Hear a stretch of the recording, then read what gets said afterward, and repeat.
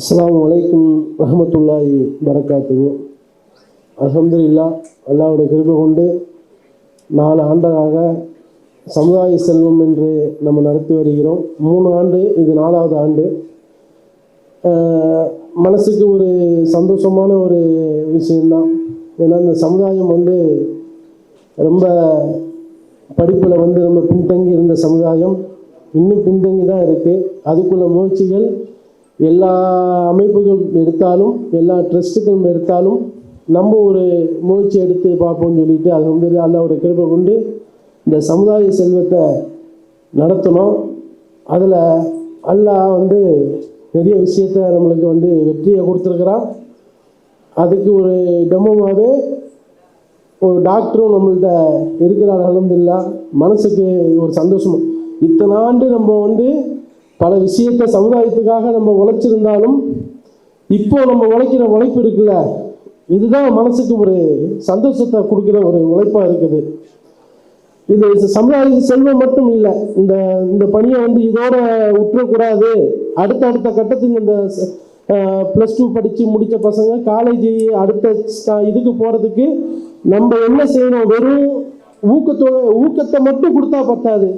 அவங்களுக்கு அடுத்த இதை கொண்டு கொடுத்தாதான் அவங்க அதுக்குள்ள வேலைகளை, அவங்க மைண்டு ஃப்ரீயாக அவங்க படிப்பாங்க.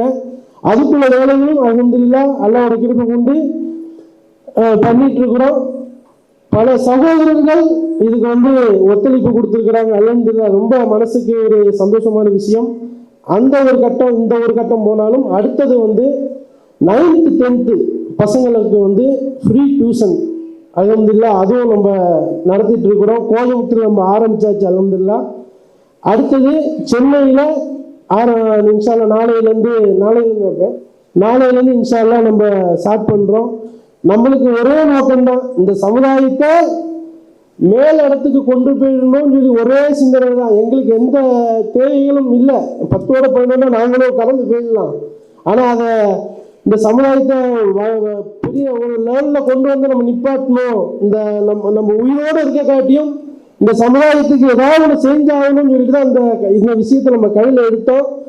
எல்லா மக்களும், எல்லா நிர்வாகிகளும், மற்ற சகோதரர்களும் நல்ல ஒத்துழைப்பு கொடுத்துருக்குறீங்க. நம்ம டியூஷன் நடத்துகிறோம்ல, இந்த நோக்கம் நம்மளுக்கு வெறும் டியூஷன் மட்டும் நடத்திட்டு போகணும்னு நம்ம நோக்கம் இல்லை. இதில் மார்க்க கல்வி, உலக கல்வி எல்லாத்தையும் அவங்களுக்கு சமுதாயத்துக்கு பயனுள்ள விஷயமா இருக்கணும். இப்போ உள்ள